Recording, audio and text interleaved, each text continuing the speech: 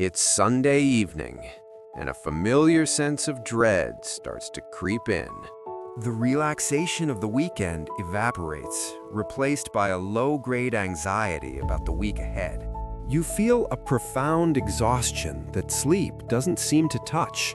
Your inbox feels like a monster waiting in the dark. Your motivation, once a roaring fire, is now barely a flickering ember. If this sounds even remotely familiar, you're in the right place.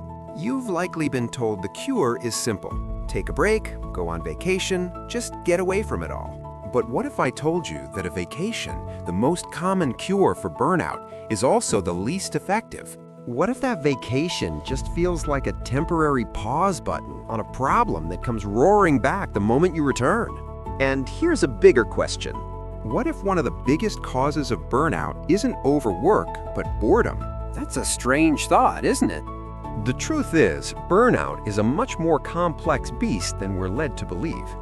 But there is a way to fight it effectively.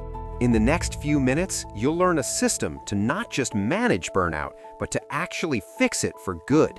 Let's get started. If you are feeling exhausted, cynical about your work, and detached from your own accomplishments, I want to tell you something important. You are not lazy. You are not broken.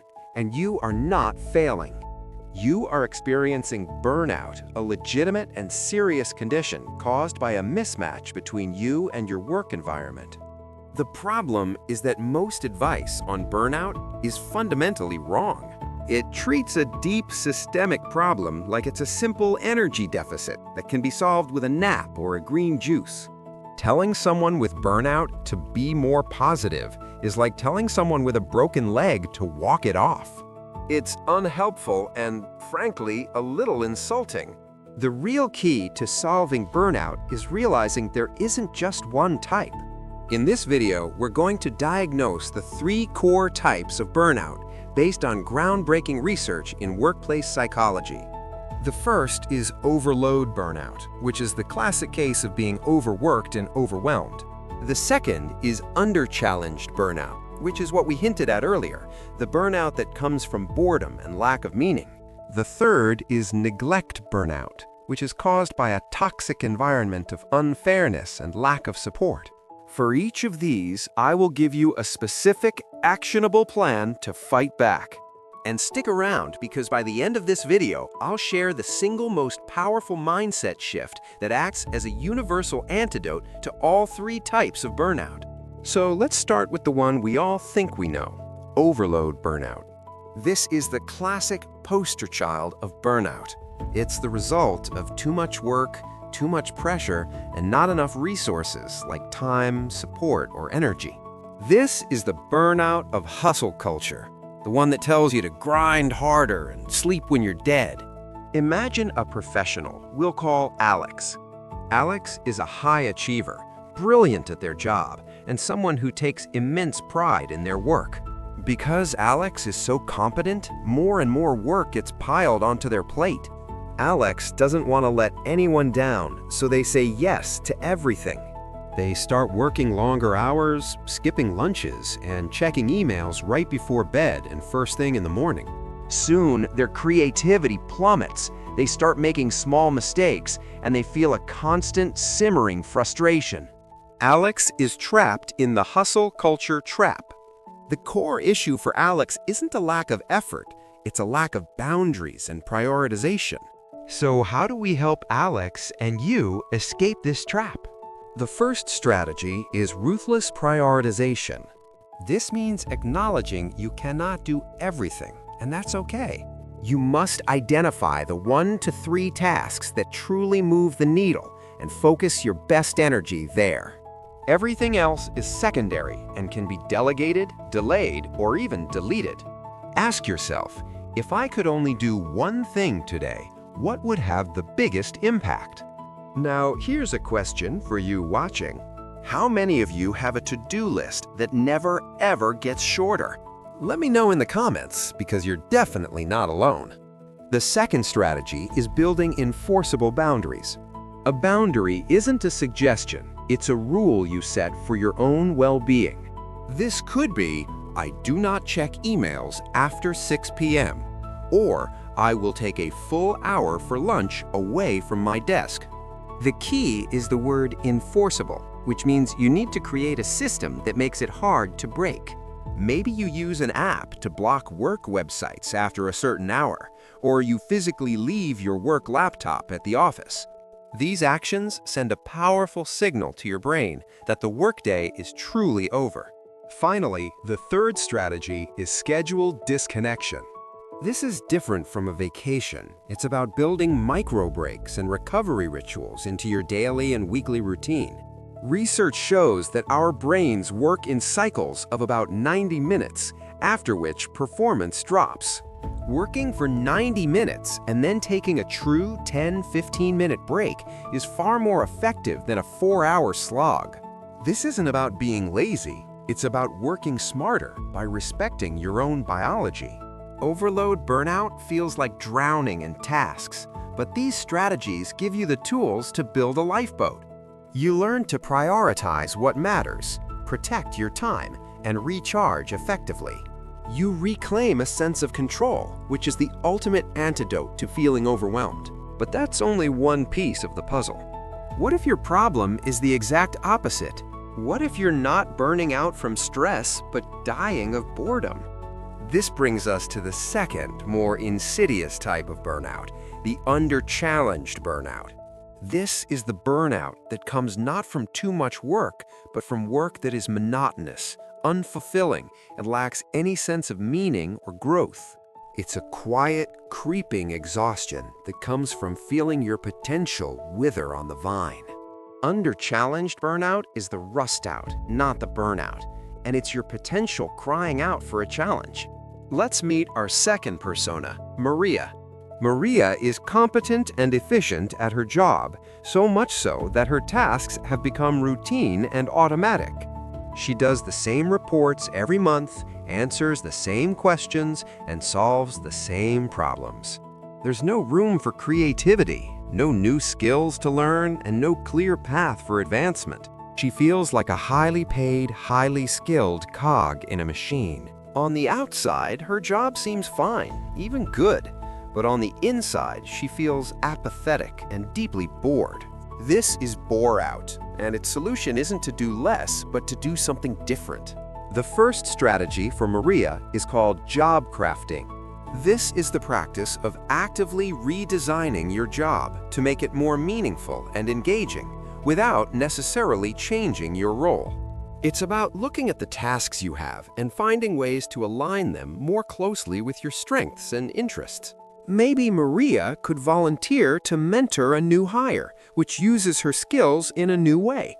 Or perhaps she could propose a project to streamline the reporting process, adding a problem-solving challenge to her routine.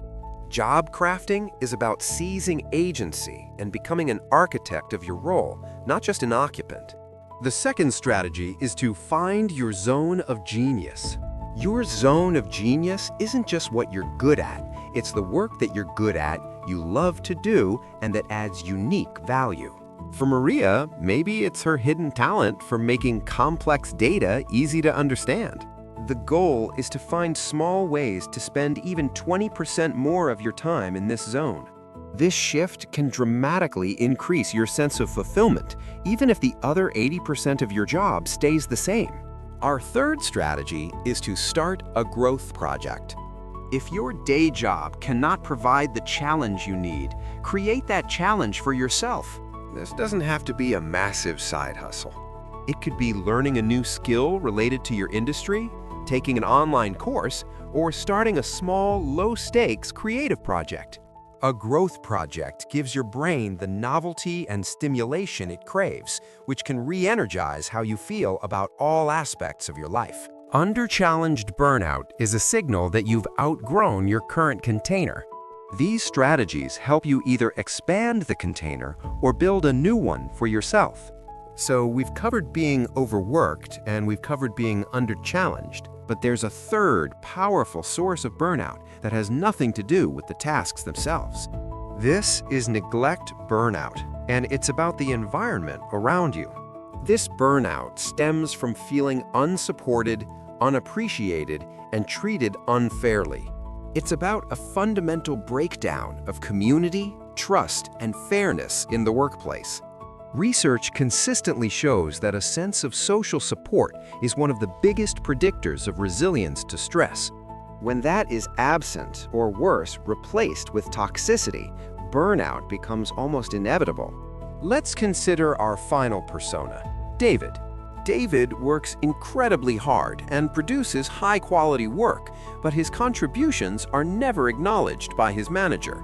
Meanwhile, a more charismatic colleague who does less work seems to get all the praise and promotions. David feels invisible and a growing sense of injustice. He doesn't feel psychologically safe to speak up, and there's no one in his corner. This erodes his motivation far more than any heavy workload ever could. This is a tricky situation because it often feels outside of your control. However, there are still actions you can take to protect yourself. The first strategy is to build your ally network. If your direct environment is toxic, you need to consciously create a micro-community of support.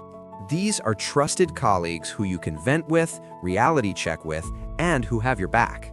Even one or two such connections can serve as a powerful buffer against a negative environment. These are the people who remind you that you're not crazy and that the situation is. The second strategy is to document and escalate safely. If you are dealing with genuine unfairness or toxicity, emotions won't solve the problem, but data might. Keep a private log of specific incidents, the dates, the actions, the impact on your work.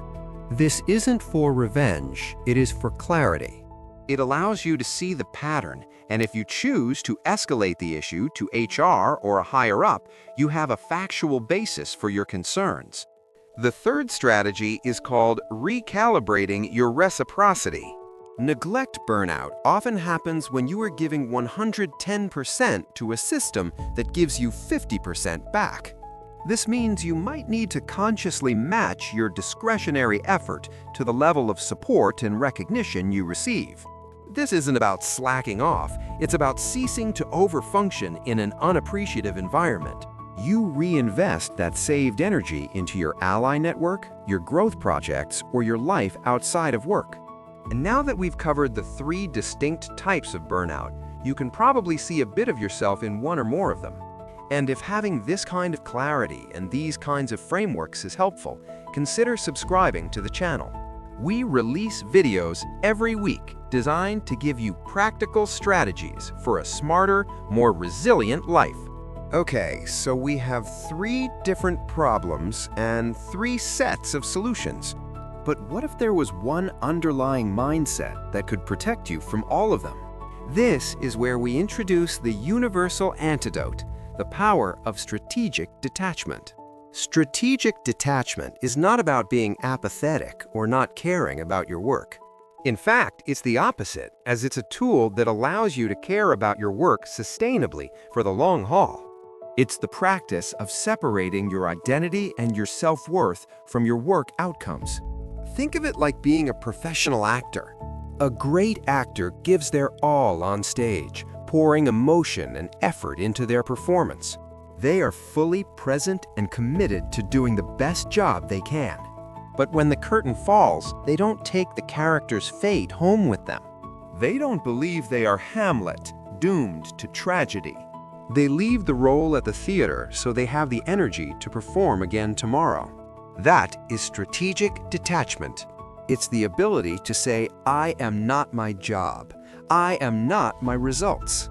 A crucial mantra to adopt here is to separate your effort from your outcome. You can control the effort, the quality, and the integrity you bring to your work. You cannot always control how it is received, whether the project succeeds or if your boss recognizes it. Tying your self-worth to things outside your control is the fastest path to burnout. Let's see how this protects you from all 3 types. For overload burnout, detachment allows you to set boundaries without guilt because your worth isn't defined by saying yes to everything. Your identity is separate from your productivity score for the day. For under-challenged burnout, detachment gives you the freedom to see your job as just one part of your life, not the sole source of validation. This frees up the mental energy to pursue those growth projects we talked about. And for neglect burnout, detachment is your armor. When you know your worth is internal, the lack of external praise or fairness stings less. It doesn't make the situation okay, but it prevents the situation from destroying your sense of self. Strategic detachment is a skill, and it takes practice, but it's the most powerful psychological tool you have for building true long-term resilience. Knowing all this is one thing, but putting it into practice is what matters. So, how do we actually apply this tomorrow morning? Let's build your burnout first aid kit with 4 simple, immediate actions. You've identified your burnout type. Now, here's your first step. If you're suffering from overload, your task is to perform a task audit. Take 15 minutes and write down all your tasks, then circle the one thing that is most important. That's your focus for tomorrow morning. Step 2. If you're feeling under-challenged, your task is to schedule a 30-minute growth sprint. Block out 30 minutes in your calendar this week to watch a tutorial, read an industry article, or brainstorm a new idea. Label the calendar event My Growth. Step 3. If you're dealing with neglect, your mission is to have one non-work lunch this week. Reach out to that one colleague you trust and schedule a lunch or coffee break where you don't talk about project deadlines. The goal is connection, not productivity. And step 4 for everyone is to define your end-of-day ritual. Work is done. It could be a 5-minute walk around the block or changing your shirt. The action itself is less important than its meaning. It signals the transition from your work self to your home self. You don't have to do all of these things. Just pick one. Pick the one that spoke to you the most and commit to doing it. That's how real change begins. Okay, let's bring this all together. This isn't just theory. This is about your health, your career, and your happiness. We've learned that burnout isn't a single problem, but a set of distinct challenges. By diagnosing your type, whether it's overload, under-challenged, or neglect, you can finally stop throwing useless solutions at the problem and start applying the right medicine. Remember that feeling of Sunday dread we talked about at the beginning? That feeling doesn't have to be your normal. It is a signpost, a messenger trying to tell you something important about your life. This brings me to the most important point of this entire video. Burnout is not a personal failing. It's a system signal. It's a sign that a gear is grinding, a connection is broken, or a resource is depleted. And now you have the map and the tools to make that change. Always remember that your energy is a garden, not a gas tank. It doesn't just need refueling when it's empty. It needs constant, gentle cultivation. It needs the right soil, the right amount of water, and plenty of sunlight. You are the gardener of your own well-being. If this video was helpful and gave you a new way to think about your struggles, please hit that subscribe button. Joining our community means you'll get more practical strategies like these to help you build a smarter, more intentional life. We'd love to have you with us on the journey. Thank you for watching, and take care of yourself.